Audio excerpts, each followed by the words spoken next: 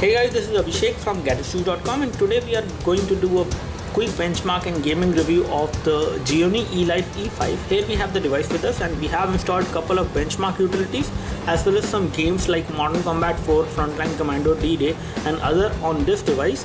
So let's see first of all how does this device rank when it comes to benchmark scores. On Antutu, this device has scored a score of 15968, and when it comes to comparing this device with other devices, let's take a look over the ranking. So if we take a look over the bar chart, this is where the device ranks when it comes to comparing it with other devices. On Quadrant, this device has scored a score of 4864, and this is how the detailed score look like for the CPU, memory, input-output operation, 2D and 3D. And when it comes to ranking, it is above all the devices which are there in this list as far as benchmark scores are concerned. On Ninamark, we have got a score of 56.1 FPS, which is again a pretty good score for a device like this. And let's see how does this device handle the graphic intensive and the casual games which we are going to play on this device now. So the first game which we are going to play on this device is Iron Man 3, and let's see how does this device handle this specific game.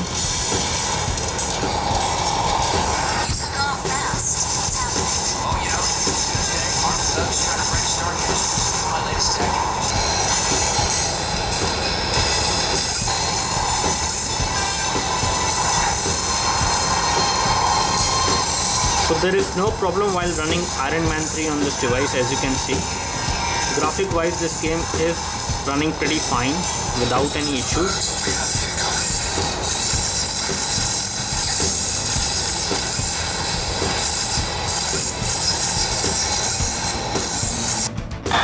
Now we are playing this casual game called Temple Run OZ to test the touchscreen response and the graphics to some extent.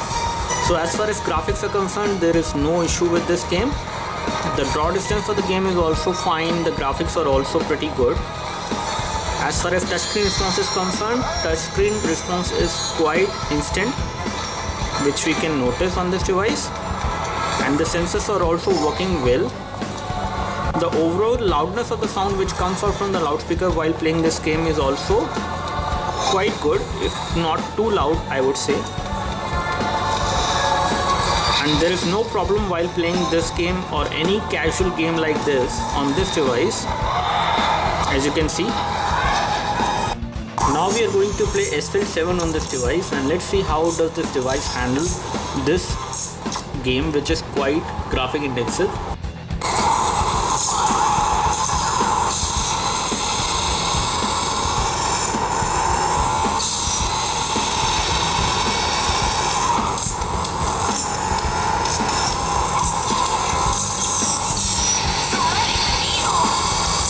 So as far as the sensors are concerned, sensors are behaving in the right way while playing this game on this device, and the graphics are also pretty smooth, I would say.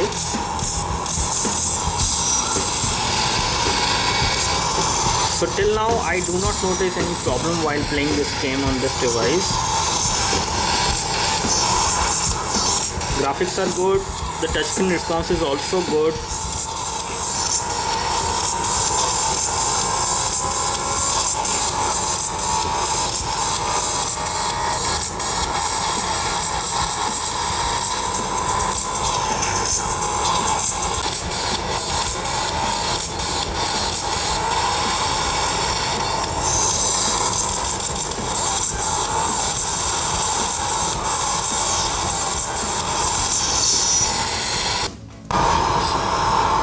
So now we are playing Need for Speed Most Wanted on this device, and let's see how does this game run in terms of the overall graphic performance, which we will notice. So graphics are okay, not very smooth I would say on this device while playing this game till now.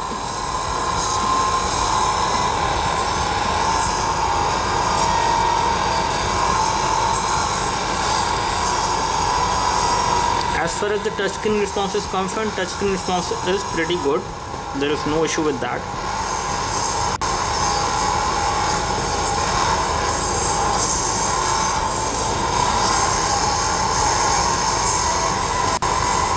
But graphics are not very smooth.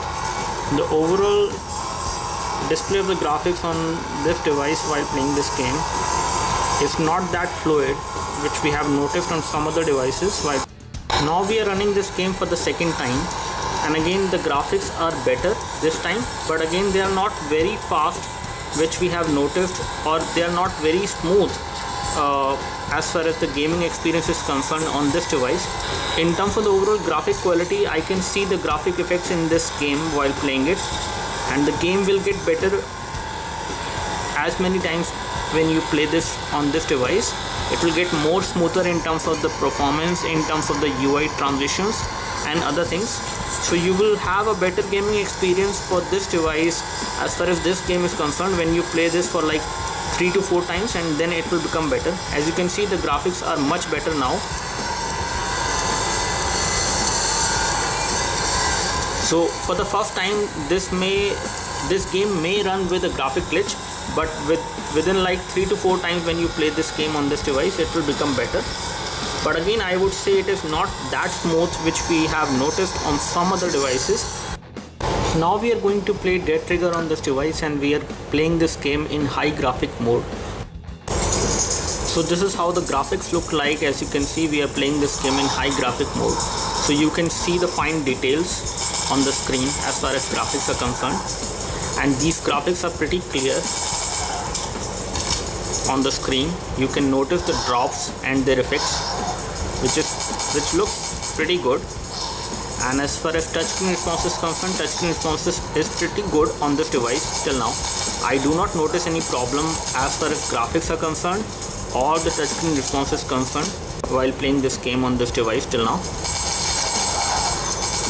So the loudness of the sound which comes out from the loudspeaker is also pretty good. It is not too loud, I would say, but pretty good while playing this game. You can get better quality of sound if you play this game with headphones connected to the device. As far as gaming experience is concerned, gaming experience is pretty smooth. So this game which we are going to play on this device is called Frontline Commando D-Day, and this is quite graphic intensive game. So let's see how does it perform on this device.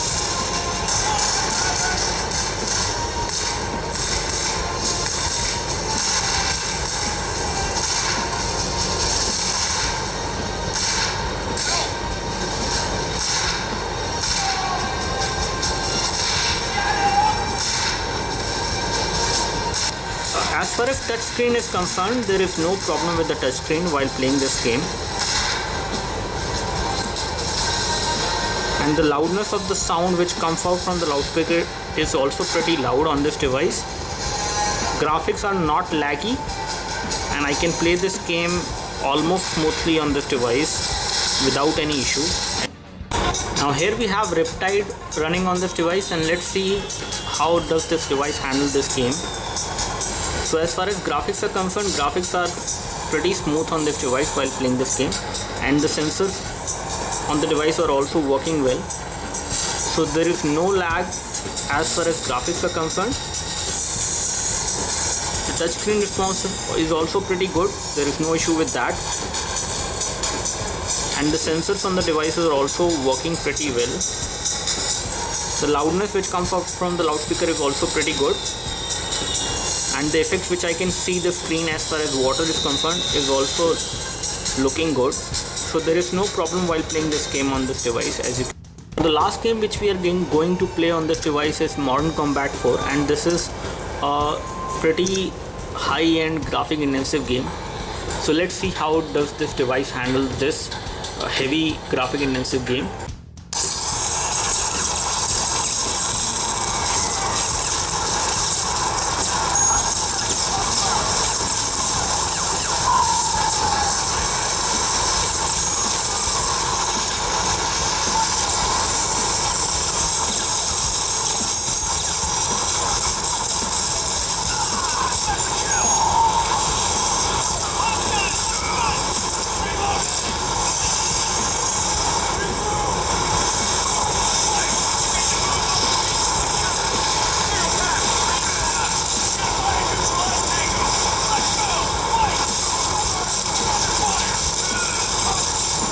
So as far as the touchscreen is concerned, It is quite responsive while playing this game. I can access all the controls,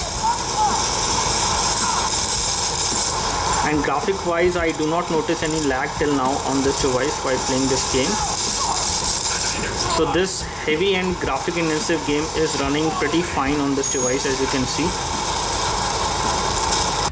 That's all from us as far as the quick benchmark and gaming review of the Gionee eLife E5 device is concerned. We really like this device as far as the gaming experience is concerned. You can actually play almost all the graphic intensive game, including Modern Combat 4, Frontline Commando D-Day and Nova 3 as well on this device without any lag in terms of the graphics, which we can notice. So this device is pretty good on the gaming front. That's all from us. Do let us know if you have any specific question for this device. We would love to help you. You can like this video if this video helped you by clicking the like button below. You can subscribe to our YouTube video channel for more videos like this by clicking the subscribe button below. Thanks for watching this video. This is Abhishek signing off. Thank you.